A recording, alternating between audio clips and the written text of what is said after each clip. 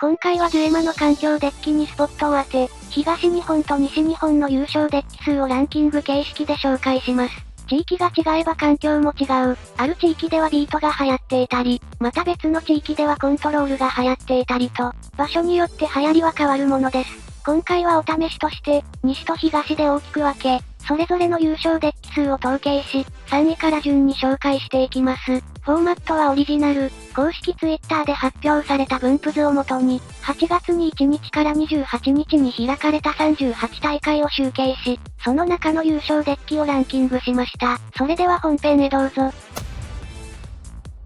まずは東日本、優勝デッキ第3位から紹介させていただきます。優勝数2ポイントで見事東日本3位に輝いたデッキはズバリ、爆発的速攻デッキ、赤タンブランドです。言わずと知れた環境最速デッキ、前回の電動候補筆頭デッキで、ガガガか監獄入道のどちらかは規制されるだろうという、多くのプレイヤーの予想を裏切り生き延びた赤タンが、その圧倒的な速さを見せつけ堂々の3位です。優勝数は2ですが、入賞数は日本全国で2位と非常に多く、速さだけに止まらない安定感を示しています。やはり豊富な1コスト10と2種類のブランドという、シンプルかつ安定したフィニッシャルートの構築が強力です。多くのデッキに刺さる広範囲な妨害札と、毎ターン追加ドローの監獄入道のリソース力のおかげで、速攻デッキとは思えない器用さと爆発力を兼ね備えています。トリガーを踏んだら終わりの速攻デッキは見る影もなく、多少の受け札なら踏み越えて走り抜けられる火力は驚異的です。なぜ電動に送られなかったのか不思議な最速デッキが、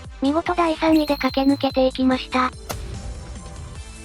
東に続きまして次は西日本。こちらも非常に激戦区となっており、優勝数は1で、同着のデッキがなんと7種類、非常に幅広いデッキが勝てる環境になっています。それでは順に紹介していきましょう。妨害と防御の化身、ドロマーララクシールド、一撃に全てを込めた速攻、赤緑アポロヌス、火力といったらこの種族、シータドラゴン、最新弾のキングマスター、変幻自在のマックスガンジュラゴン、関東でも3位の最速の炎、赤タンブランド、攻撃は最大の防御札、赤黒ジャオウモン、やられる前にある、4C ジャオウモンの7デッキになります。ジャオウモンデッキは2種類入賞してはいますが、色や戦い方が大きく異なるので別で計上させていただきました。特に注目のデッキは、最近話題の 4C ジャオウモン、シールドがないプレイヤーがいないと発動できないという、非常に難しい条件を課せられているジャオウモンですが、このデッキはとやられる前にやると言わんばかりに、自身のシールドを全て手札に加えて殴りかかります。その豪快さもさることながらジャオウモンから射出されるカードも多彩で、追加打点のリンネビーナスやバラドビナシューラ、除去とリソースを兼ね備え、あらゆる場面に対応できるカツキング、そこからチェンジできるミラダンテやドギラゴン、攻撃手段が非常に多彩で今までのビートデッキの集大成とも言える、あらゆる角度からの猛攻が魅力の一つになっています。またバラドビナシューラやジャオウモンは防御札にもなりますので、攻守に優れており、どこか欲しいバスターを彷彿とさせる、バランスの良いビートデッキに仕上がっております。今季はあらゆるデッキが活躍できる、非常に良いシーズンになっております。そう、思っていました。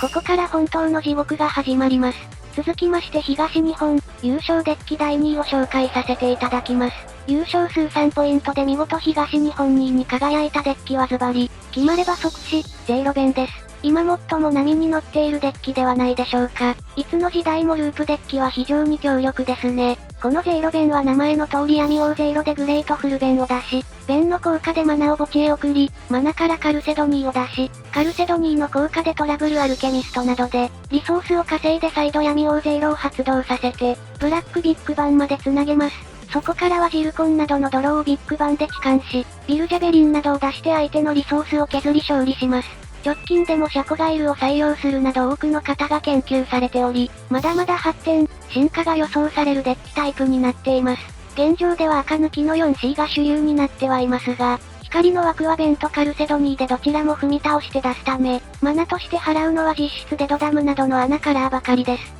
ここでもデドダムの活躍が光っていますね。動きとしてはアツトやジルコンでリソースを稼いで、ターボ調などで手札を保持しつつ展開して、ゼイロにつなげるという動きになっています。J の発動条件のために手札と盤面が重要になってくるため、ハンデスや除去に弱いものの、そちらにばかり気を取られると、ロイグゲームの末にグレートフルベンを素出しされてコンボ起動と、実質的なタイムリミットがあるのも苦しいところです。それぞれのカードパワーも高いため従来のJより小回りが効き、一発屋で終わらない安定感があるのも魅力の一つです。受け札が秩序の石やスパイナーなどそれほど多くないため、5Cや天文ほどの防御力がないことが救いでしょうか。突破自体は難しくありませんが、波のビートよりは早くコンボを起動してくるため、赤ターン以外のビートではスピード勝負になってしまいます。まだまだ伸びしろが多いデッキですので、今後の環境の周りも含めて注目のデッキです。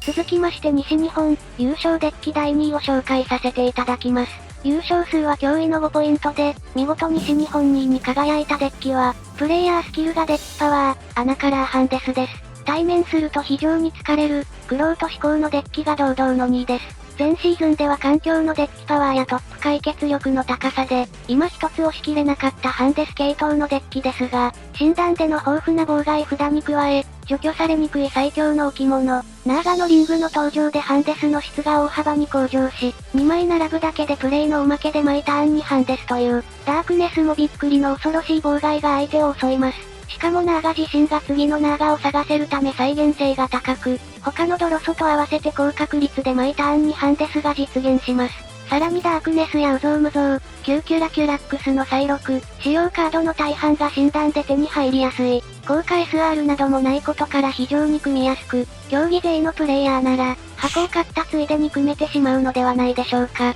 それほどまでに安価で組みやすく、強力なデッキになっております。またデッキのカスタマイズが豊富で、フィニッシャーもジャオーガやキューキュラキュラックス、アダムスキーなど、選択肢が多く、妨害札も環境に合わせて調整しやすく、ピン差しで個性的なカードを採用するプレイヤーなども多くいます。自分の色を出しやすく、環境への適応力も高いので、これからも長く戦える非常に優秀なデッキと言えます。しかし難点はそのプレイ難度にあり、構築やフィニッシャーが自由な分、環境を考えた調整が必須で、実際の試合でもごまかしの効かない点が多く、幅広い選択肢から先の先まで考えて、最適解を選び続ける必要があります。その分、ハマった時の火力は凄まじく、相手に何もさせずに完封することなどもあります。プレイヤーの環境読み、プレイング力が試される、非常にピーキーでテクニカルなデッキとなっております。それでは本日のメインイベント第1部、東日本、優勝最多デッキを紹介させていただきます。優勝数はなんと6ポイントで、2位と倍の差をつけての1位です。皆さんはなんだかわかりますか？それでは発表いたします。東日本最強デッキは、妨害する瞬間が、一番性を実感する。アナカラーハンデスです。いやまたお前なんかい。西日本の2位が、東日本では堂々と1位を獲得しました。東日本では6ポイントですが、全国合計で11ポイントと、圧倒的な強さを示しています。やはり戦術の通り、毎ターンにハンデスが強力で再現性が高く、低価格で組みやすい。またハンデスに慣れた歴戦の猛者が揃っているのが、結果に出ているのではないでしょうか。母数も全国トップであり、同型含め多くの環境デッキを封殺し、アナカラーハンデスが東日本堂々の1位です。優勝おめでとうございます。それでは本日のメインイベント第2部、西日本、優勝最多デッキを紹介させていただきます。優勝数は驚異の7ポイント。他の追随を許しません。皆さんはなんだかわかりますか？それでは発表いたします。西日本最強デッキは、闇より来たれ、ゼイロベン。いやまたお前なんかい。東日本の2位が、西日本では堂々の1位です。西日本では7ポイントですが、全国合計で10ポイント。全国の優勝数で見ると2位の戦績です。ですがハンデスと違い母数は4位と意外と少なく、ゼイロベンの安定性が際立っています。西日本では7ポイントと圧倒的な優勝数であり、4割の大会でゼイロベンが優勝していることになります。やはりその速さとフィニッシュ力の高さが圧倒的で、決まれば即死のループコンボは強力無比と言わざるを得ません。デッキの価格が少し高いもの、ゼイロとグレートフルベンの両方再録されていますので、昔ほど高くないのが嬉しいところです。ありがとうございます公式様。